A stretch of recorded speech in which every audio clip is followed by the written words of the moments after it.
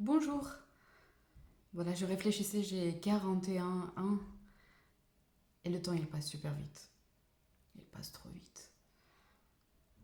Et là, j'ai fait un bilan de qui je suis et comment ma vie elle s'est déroulée. Et je me rends compte qu'il y a tellement du temps qui a été perdu, tellement du temps qui a été utilisé d'une mauvaise façon. On est tous, on est tous différents et on a une vie différente, on a des croyances différentes, on a un environnement différent. Mais pourtant, je pense qu'on sait tous au fond de nous que nous sommes des personnes très spéciales. Et c'est pour ça qu'on cherche à savoir d'une façon ou d'une autre qui nous sommes et pourquoi nous sommes ici sur cette terre. Parce qu'en fait, on comprend, même si c'est difficile à accepter des certaines vérités, on comprend que la vie quand même elle est complexe, que les choses dehors sont créées d'une manière, d'une façon, en suivant une matrice, en suivant un programme, en suivant une intelligence. Et du coup, on croit tous en quelque chose. Même les personnes qui disent qu'ils croient en rien, ils croient dans le fait qu'ils croient en rien. C'est aussi de la foi. Et on comprend tous il y a quelque chose de plus en fait. Il y a quelque chose qu'on ne voit pas. Il y a quelque chose qui se passe au dehors de notre réalité. Et au dehors de notre réalité, il y a bien sûr une autre réalité plus grande, dans laquelle nous sommes tout petits et voilà, on essaie d'avoir tout le puzzle. Mais voilà, dans mon parcours, à un moment donné, je croyais que je suis un enfant indigo. Je croyais dans des choses spirituelles, voilà, qui a la puissance dans des pierres, qui a la puissance dans des choses, que, qu'il y a les extraterrestres. Donc, oui, j'ai utilisé des choses qui étaient écrites là. Je croyais vraiment dans toute autre chose. Et je pense que ça peut coexister avec quelqu'un que je connaissais pas bien, mais que je croyais aussi qui est vrai. Et pourquoi je croyais ça, c'est parce que ça me procurait une joie de penser à cette personne. Je sais pas, c'était inexplicable, mais c'était une joie authentique, sans raison. Cette personne, c'était Jésus. Quand j'étais petite, j'avais des expériences et je pouvais pas les expliquer. Je voyais des choses. Mais voilà, en grandissant, ma vie, en fait, elle n'a pas tourné comme il fallait, comme je voulais qu'elle tourne. Et malgré toutes ces croyances, malgré le fait que je croyais que, voilà, dans toutes ces théories de Ian Van Helsing, de tous ces enfants indigo, de ces messages interstellaires, de, de ces personnes, ces entités qui existent, qui sont supérieures et qui nous suivent et qui, voilà, se montrent de temps en temps dans des boules de feu. Et ça me fait rire maintenant. Mais en tout cas, ce que je voulais dire, c'est que on, on sait tous on est spécial quand même, qu'on est très profond, même si on est au fond du seau. On sait qu'il y a quelque chose de plus. Je pense que c'est pour ça qu'on tombe en dépression aussi, parce qu'on sait qu'il y a plus, mais qu'on a si peu. Et voilà qu'un jour, j'en pouvais plus en fait. C'était une période. Et là, je me suis mis à genoux et j'ai dit, si tu existes réellement pour moi et tu peux faire quelque chose pour moi, fais-le parce que moi, je ne sais plus comment faire. J'ai creusé dans toutes ces théories, j'ai creusé dans toutes ces choses. Et en fait, il n'y avait pas de réponse. Il n'y avait pas de vraie réponse là-bas. C'est une chose qui est temporaire, mais qui ne te change pas vraiment.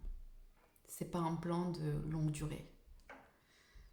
Et à ce moment-là, j'ai senti pour la première fois de ma vie que je ne suis pas la victime de mon divorce, je ne suis pas la victime de mes parents, je ne suis pas la victime de tous ces gens, du mépris, mais que moi aussi j'étais pareil. Et que moi aussi j'ai blessé Dieu.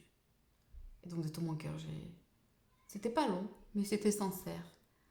Et j'ai demandé pardon à Dieu. Et ce que j'ai compris plus tard en lisant la Bible, c'est que ça, c'était la repentance. Et à ce moment-là, j'ai senti que c'est bon, je peux me coucher. Je me suis réveillée le matin et il n'y avait plus de dépression. Je sentais que je suis libre d'une chose que j'avais depuis toute petite et qui était assez embêtante. Je ne sentais plus le besoin de fumer. Je ne sentais plus besoin de me perdre, d'oublier. Je sentais de la joie et je sentais de la paix. Et je sentais aussi cette soif de connaître qui est Jésus, qui est Dieu, mais par moi-même.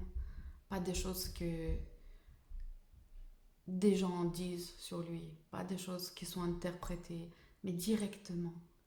Je voulais le connaître directement cette fois. Et j'avais 29 ans. À 29 ans, après toutes ces expériences, tout ce temps perdu, j'ai voulu connaître Dieu par moi-même. Et, et là, c'était le moment quand la vraie restauration a commencé.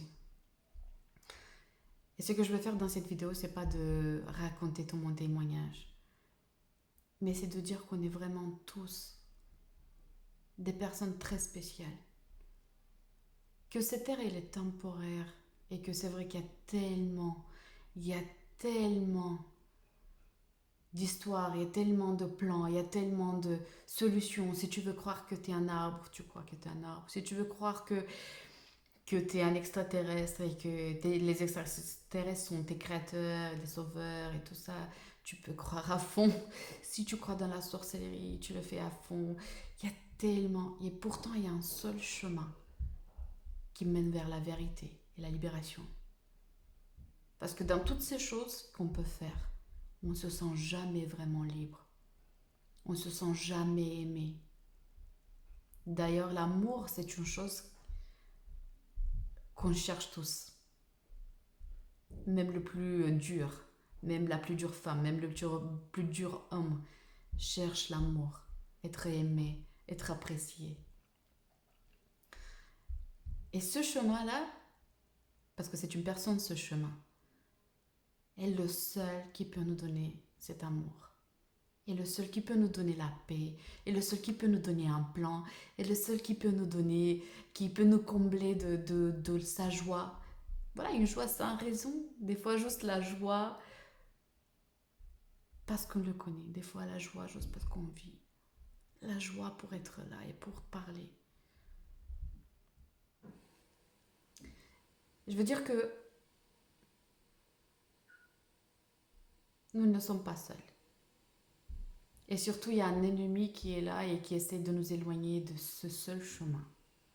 Et emprunter des milliers d'autres. Juste ne pas rentrer sur ce seul chemin. J'ai vu beaucoup de gens qui sont perdus dans le New Age. Comme moi, j'étais aussi partiellement perdue.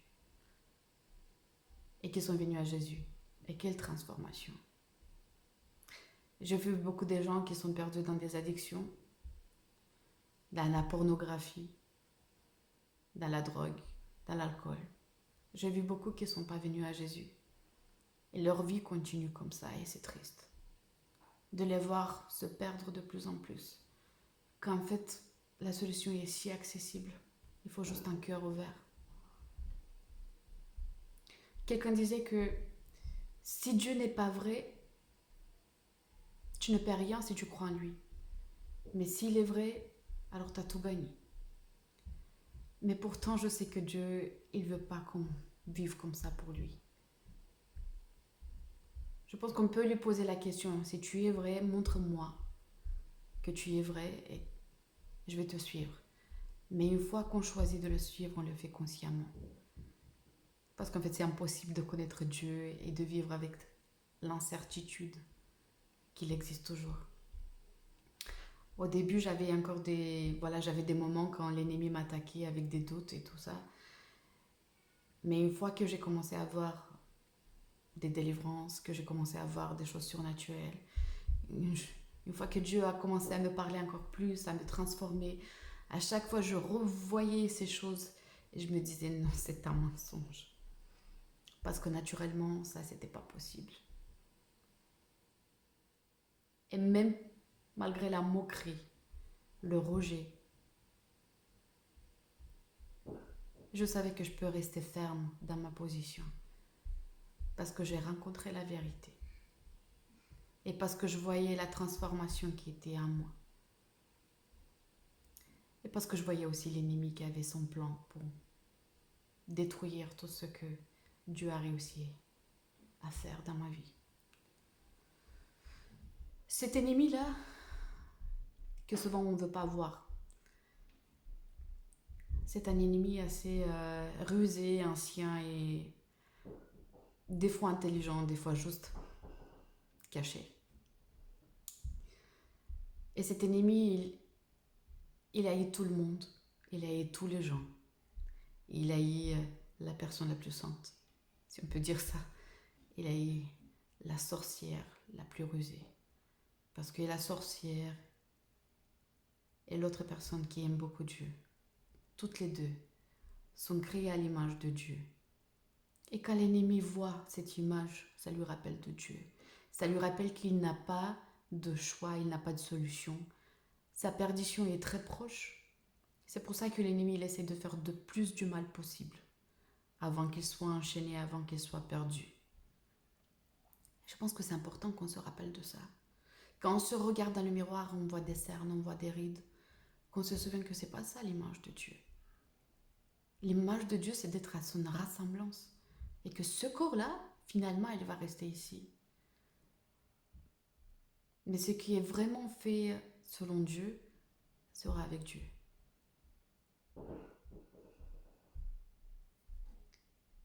Je ne sais pas où tu te trouves, c'est quoi ton cheminement. Je ne sais pas si tu t'es demandé si voilà, ces témoignages sont vrais ou si Dieu existe vraiment. Mais je t'encourage de ne pas perdre ton temps. Il y a tellement de témoignages maintenant qui témoignent de la puissance et de l'amour de Jésus-Christ qui est venu pour nous. Dieu qui est venu sur la terre pour nous. Voilà, Dieu est venu sur la terre.